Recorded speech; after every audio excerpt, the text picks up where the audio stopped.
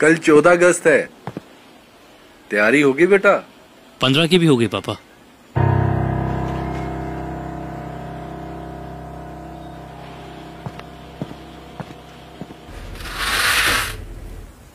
पता है वो डॉक्टर का लड़का है ना? हाँ तो वो 15 अगस्त मनाने की भी तैयारी कर रहा है।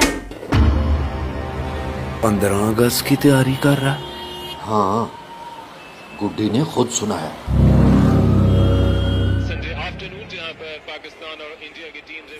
पक्का बोल रहा है ना तू? एकदम पक्का। हाँ लेने दे 15, देखते हैं कैसे मनाता है।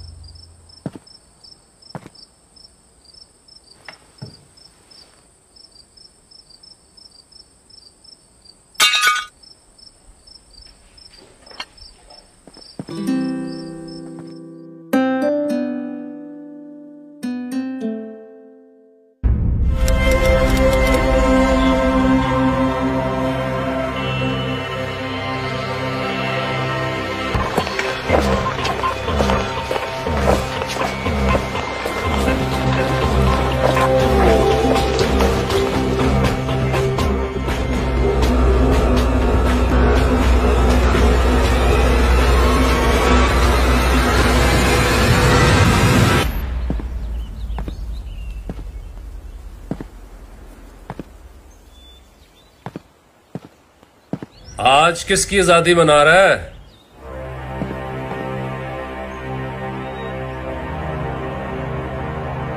मना तो आज भी 14 अगस्त ही रहा हूं।